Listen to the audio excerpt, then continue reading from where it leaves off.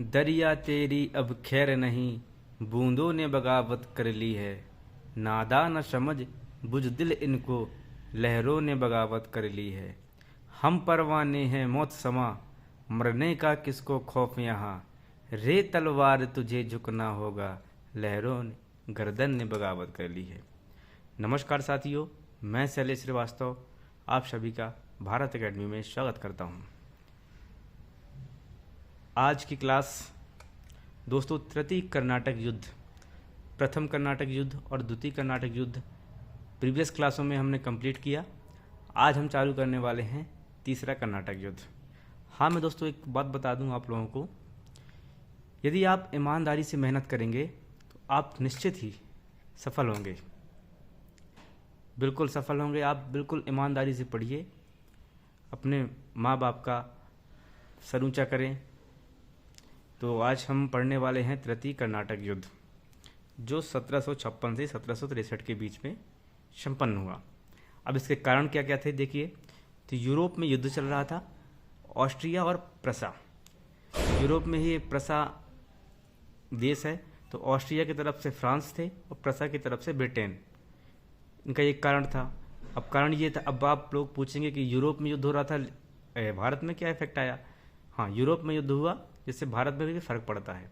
और भारत में भी एक घटना हो जाती है कि मार्च 1757 में रॉबर्ट क्लाइव ने फ्रांसीसी बस्ती चंद्रनगर पर अधिकार कर लिया। जब चंद्रनगर पर रॉबर्ट क्लाइव ने अधिकार किया तो बिल्कुल फ्रांसीसी ने गुस्सा तो होंगे ही, स्वाभाविक सी बात है। तो फिर जब इनका फिर युद्ध होता है, अब घटनाक्रम देखते हैं कि कैसा क्या इनका युद्ध रहा। अब इसके पहले मैंने बताया कि फ्रांस ने जो है गोडेगू के स्थान पर काउंट डी लाली को भेजा। पहले जो है कौन था, डुप्ले। तो डुप्ले के स्थान पर किसको भेजा था, गोडेगू को, और उसके स्थान पर किसको भेजा, अब काउंट डी लाली को भारत भेजा। काउंट डी लाली ने 1758 में अंग्रेजों के फोर्ट यानी फोर्ट सेंट डेविड जो तमिलनाडु पर स्थित है उस पर अधिकार कर लिया। और साथ ही आत्मविश्वासी होने के चलते कौन, काउंट डी लाली की बात कर रहा हूँ। तो काउंट डी लाली ने 1758 में अंग्रेजों के फोर्ट सेंट डेविड पर अधिकार किया और उसका आत्मविश्वास, अब जब सेंट डेविड पर अधिकार किया तो उसका आत्मविश्वास बढ़ा। अब आत्मविश्वास बढ़ने के कारण वो है उसने बुशी, तो हैदराबाद को जो है फ्रांसीसी अधिकारी बनाया था ना बुशी, मैंने प्रीवियस क्लास में बताया। तो बुशी की सहायता से मद्रास या फोर्ट सेंट जॉर्ज पर भी घेरा डाला। अब जब घेरा डाला तो इसी क्रम में अंग्रेजों और फ्रांसीसियों के मध्य युद्ध हुआ। कौन सा युद्ध हुआ, 1760 में बॉडी वॉश का युद्ध हुआ। ठीक है, तो किसके किसके बीच में हुआ था, अंग्रेज और फ्रांसीसी के बीच में हुआ। अंग्रेजों की तरफ से आयरकूट थे और फ्रांसीसी की तरफ से काउंटी लाली थे। अब परिणाम क्या हुआ, मतलब इनका युद्ध हुआ और युद्ध में जो है अंग्रेज जीत जाते हैं और फ्रांसीसी पराजित होते हैं। तो परिणाम ये हुआ कि फ्रांसीसी पराजित हो गए। अब जब पराजित हो गए तो संधि होती ही है, जैसे कि मैंने मतलब प्रथम कर्नाटक युद्ध में बताया, द्वितीय कर्नाटक युद्ध में बताया कि पेरिस की संधि। तो यहाँ पे कौन सी संधि होती है, पेरिस की संधि। पेरिस की संधि कब होती है, 1763 में, जिसमें 1763 में पेरिस की संधि हुई, जिसमें फ्रांसीसी कंपनी को केवल व्यापारिक कंपनियाँ होंगी। यानी कि अब जो है फ्रांसीसी कंपनी विस्तारवादी और साम्राज्यवादी नीति नहीं अपनाएगी, वो केवल यहाँ पे भारत में केवल व्यापार करने ही उद्देश्य होगा। तो ये तृतीय कर्नाटक युद्ध अपना संपन्न होता है। अब मैं आप लोगों को प्रथम कर्नाटक युद्ध, द्वितीय कर्नाटक युद्ध और तृतीय कर्नाटक युद्ध के बारे में जो इम्पोर्टेंट फैक्ट हैं उनको जानकारी बताता हूँ आप। ठीक है दोस्तों, चलिए। कर्नाटक युद्ध से संबंधित कुछ महत्वपूर्ण तथ्य, कुछ फैक्ट हैं, इनको आप लोग लर्न करना बहुत ज़रूरी है।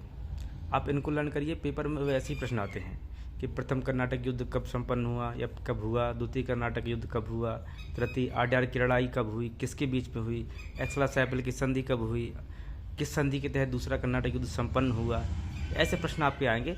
आप लोग निश्चित ही जो है आप ऐसे प्रश्न अच्छे से सॉल्व कर पाएंगे। चलिए, तो प्रथम कर्नाटक युद्ध 1746 से 1748, द्वितीय कर्नाटक युद्ध 1749 से 1754 और तृतीय कर्नाटक युद्ध 1756 से 1763। ठीक, इसके बीच अब होती है क्या, आड्यार की लड़ाई कब हुई थी, 1746 में, और एक्स-ला-सैपल की संधि 1748 में। तो मतलब एक्स-ला-सैपल की संधि से 1748 से प्रथम कर्नाटक युद्ध समाप्त हो जाता है। फिर उसके बाद अंबूर का युद्ध द्वितीय कर्नाटक युद्ध में होता है 1749, और पांडिचेरी की संधि होती है 1754, जिसमें द्वितीय कर्नाटक युद्ध समाप्त हो जाता है। फिर बॉडी-वॉश का युद्ध होता है 1760 में, और पेरिस की संधि होती है 1763 में, जिससे तृतीय कर्नाटक युद्ध भी खत्म हो जाता है। तो दोस्तों एक बार रिवीजन करेंगे फिर से, जैसा कि हमने पढ़ा अभी तृतीय कर्नाटक युद्ध। चलिए देखते हैं। तो तृतीय कर्नाटक युद्ध कब हुआ? 1756 से 1763। कारण क्या थे? यूरोप में युद्ध, ऑस्ट्रिया और प्रसा देश के बीच में, जिसमें फ्रांस और ब्रिटेन देश शामिल थे। और दूसरा कारण यह था कि मार्च 1757 में रॉबर्ट क्लाइव ने फ्रांसीसी बस्ती चंद्रनगर पर अधिकार कर लिया। जब अधिकार किया तो युद्ध स्वाभाविक सी बात हो गई। तो फिर घटनाक्रम क्या होता है कि फ्रांस ने जो है गोडेगू के स्थान पर काउंट डी लाली को भारत भेजा।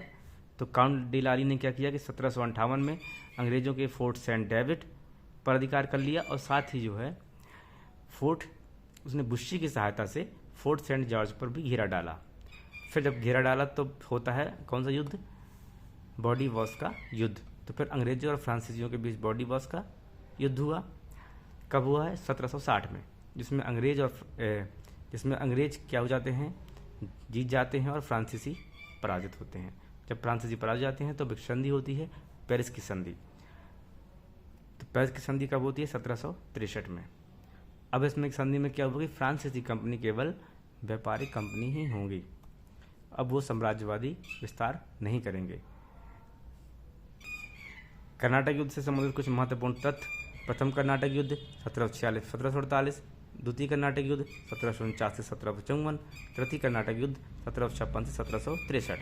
फिर अड्यार की लड़ाई 1746, एक्स-ला-सैपल की संधि 1748, और अंबूर का युद्ध 1749, और पांडिचेरी की संधि 1754, बॉडी वॉश का युद्ध 1760, और पेरिस की संधि 1763।